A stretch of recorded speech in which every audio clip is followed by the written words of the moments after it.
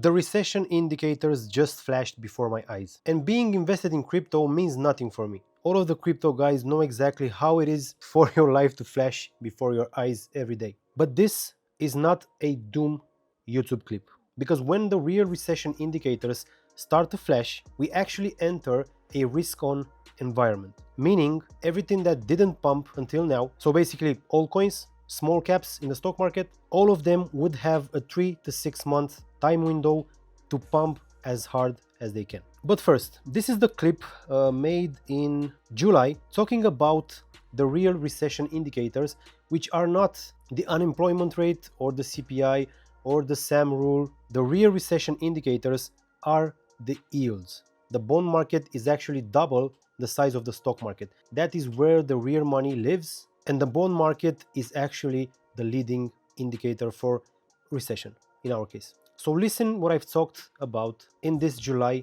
YouTube clip of mine. And when this starts to happen, in my opinion, this is the place that risk on, like Bitcoin and crypto and some other small caps in the stock market, would outperform everything else.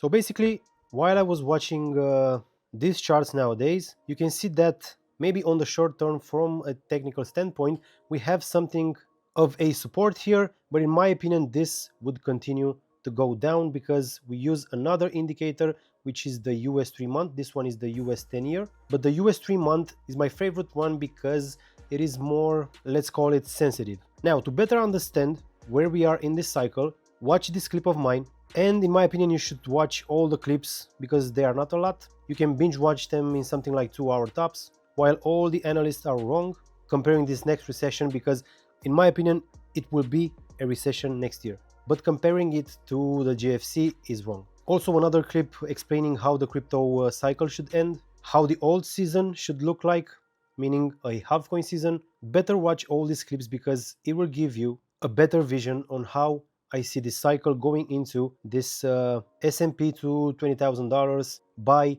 2035. Now, let's get back to our charts. This is why I prefer this US 3-month as a recession indicator and the actual indicator to tell us how the Fed would cut the rates. So on the 17th this month, we have another FOMC, and the consensus for now is that we will cut 25 basis points. Now, there are a couple scenarios here. If you can see, back in 2024, we had this big drop just before the September FOMC, and they cut something like 50 basis points. Why the 50 basis points cut? The best way to explain this, like explaining it to a 5-year-old, would be the delta. Basically the difference between the Fed rates and the yields. Meaning that the Fed rates at the top were 550 basis points, and the top of the yields were 525 and ranging until 540. So basically the delta should be something like 25 basis points, mostly ranging between 25 basis points from the Fed rates compared to the US 3-month. Now, when we entered September, you can see here that the yields were at 5% and dropped down very fast into the FOMC to the 450 area. That's why the Fed cut with 50 basis points and not 25. So here we were at 460, between 460 and 450, let's call it. And then they dropped again, 420 to 430, and you can see how the rates were maintained for a long period of time to 450. So the delta remained the same. Now we have this drop. This is exactly what I've explained in my Fed rates cutting cycle. I do not want to see cuts, but there are different types of cuts. If we have this similar to 2024, same time period, we have us moving from this 420 into the 390, and a 25 basis cut would look something like this to 425, but the US 3-month, to keep the delta almost the same, it should stop right here and maintain a range. If not, there is another scenario. We go to the 370 and 380 and we stay here, and the Fed could cut 50 basis points. Why? Because they could keep the delta at 25 basis points, basically rates at 4%, and the yields ranging at 360, 380, something like this. And the delta remains the same. Now, there's another scenario which I don't want to see for now. That's why I'm placing a bet here. The yields should not go lower than 370 until the FOMC. on the 17th. So basically, if the yield stops here and does something like a range, the next Fed cut is a cut into normalization similar to what we have here. And this is why I would want to see this, because at COVID, you can see the main difference between the Fed rates and the yields, so the delta, in a span of, let's take the breakdown here, February 27, the first big drop was 84% lower, from 150 to 25 basis points. So the delta dropped very hard, and these were cuts into a recession and not into a normalization.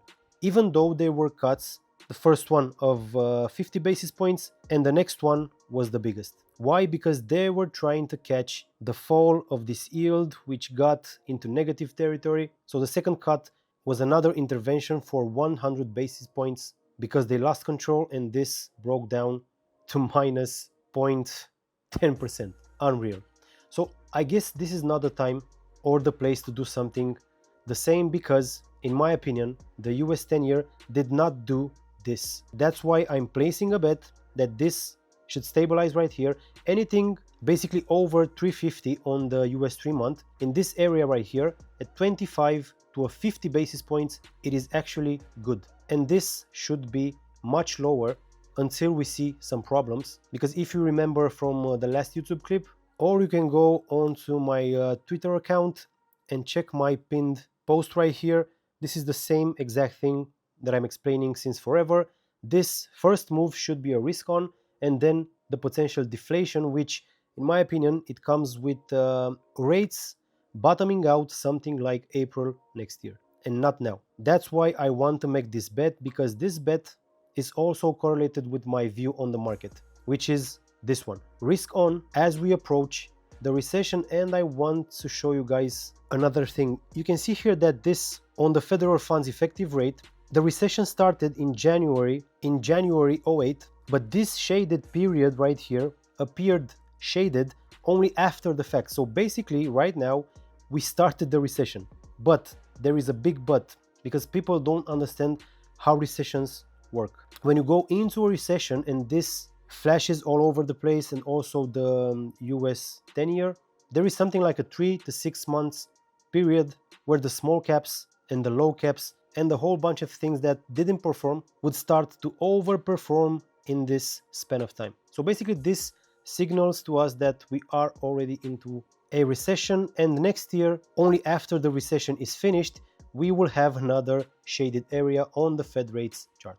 So something to add onto the other charts. If you remember my Bitcoin targets, I'm not going to repeat them, but into this time window until the FOMC is happening, just remember that we might experience some volatility, meaning that Bitcoin and also altcoins will have some flushes, and in my opinion those flushes would be absorbed as fast as they could, and after that driving the price way higher. So basically this is the perfect environment for risk on assets to outperform everything else, and that is also the cycle and trigger for me. And while these are doing their things, I would watch also the Bitcoin dominance chart, because I want to see one last pump, maybe a fake pump, maybe we take the highs and then roll over very hard, and the risk on environment takes place. And this is also cycle ending signal, and here I would want to be 80% at least into cash. And the deadline for this to happen is January, something like the first 2 weeks. I've also explained that in my clips. Again, better watch them all. And if you want market updates more into depth, faster updates,